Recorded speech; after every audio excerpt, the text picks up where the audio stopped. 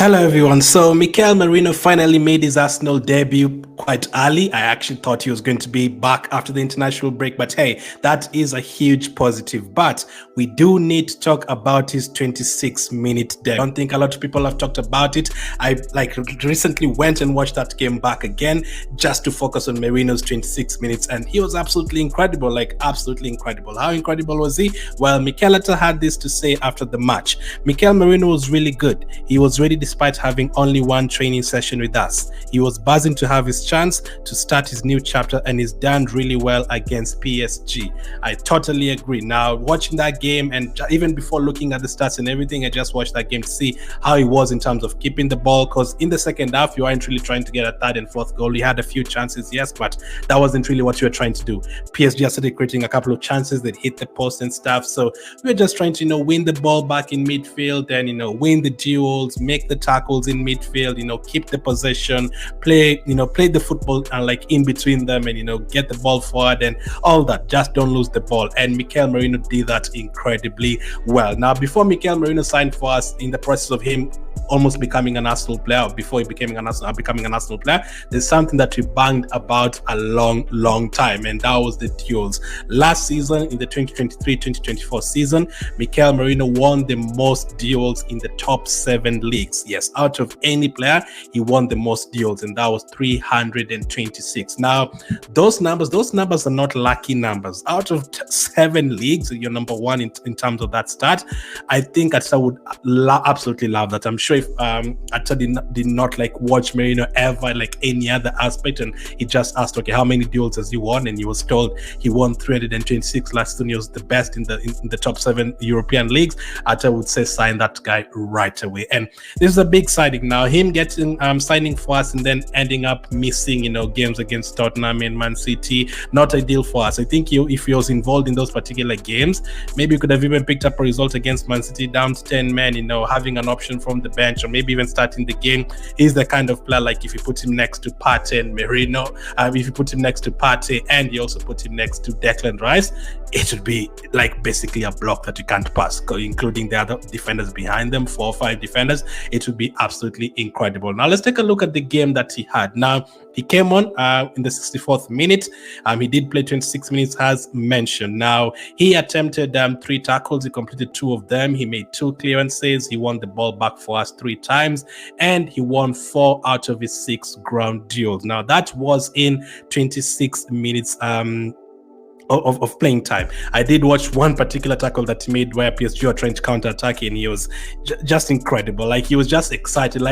It's a player who's just excited to come on and just win the ball back for us, win the duels, make the tackles, and I think Atta would absolutely love him. He does have the quality to keep the ball, and he will score a few goals as well, but having him complement Partey and Rice in midfield, that would be big for us. All of a sudden, we'd not be scared of, the tough midfield. Last season going to Newcastle when they have Bruno Guimaraes and Joe Linton and those kind of midfielders. If we throw there Rice, Partey, and Merino, where there's not even all 3 of them at the same time, 2 of them and then another one coming on, we basically have a very strong midfield, and we wouldn't be scared of any team's midfield. Now, Calafiori in that game, Calafiori made 4 tackles, Declan Rice made 3 tackles, Saka made 5 tackles, and Havertz made 4 tackles. Now, all 4 of them played 90 plus minutes.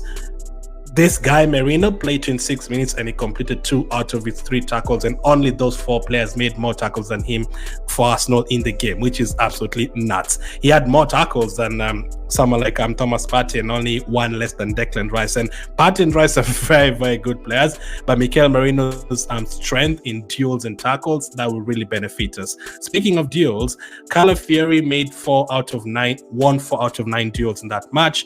Martinelli won 4 out of 9 duels. Rice 4 out of 5 duels. Saka, which is just crazy by the way, Saka was involved in 22 duels, which is just nuts. He won 10 of them. Trossard 5 out of 9, and Havertz 7 out of 12 duels won.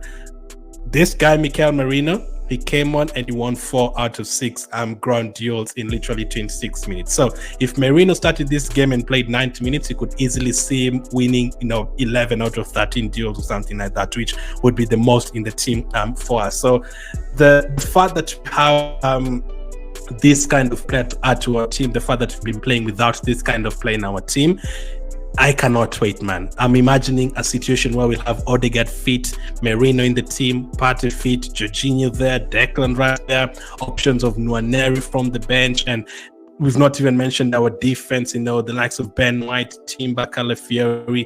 Things will be very, very exciting for us. Things will be very, very exciting. And the fact that only Calafiori, Rice, Saka, and Havertz won more tackles and he played 26 minutes, and only Havertz, Saka, and Trossard won more duels when he played 26 minutes, that is absolutely incredible. Like, those are absolutely incredible numbers. And I don't think a lot of people have talked about it. When I was doing my ratings after watching the game live, I was just like, I'm just going to give him a 6. He was okay. He won the ball a couple of times. But I was like, no, let me actually go back and watch that again and see and just focus on him and what kind of runs he was making and what combination he had with Rice. Was he playing as a 6? Was Rice playing as an 8? How often were they switching and rotating? And he was very comfortable on the ball. On the right side is the time he picked up the ball and he had like 2-3 players surrounding him, but he did not rush the pass. He took it.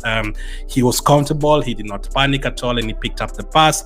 The way he was covering the tackles and interceptions, absolutely incredible. And I literally cannot wait to see what he has to offer. Like, when he plays next to Partey, when he plays next to Rice, when he starts games, I think this will be hugely beneficial to us. Like, we are able to, win at Aston Villa, win at Tottenham, almost win at Man City, having 10 men. I think these games that are coming up against Newcastle and Liverpool and Inter Milan, Mikel Merino will be very important in such kind of games. Now we have a totally different option. Jorginho, if you want to control the game, there is. Rice, one of the best in terms of those tackles, interceptions, and driving runs in midfield.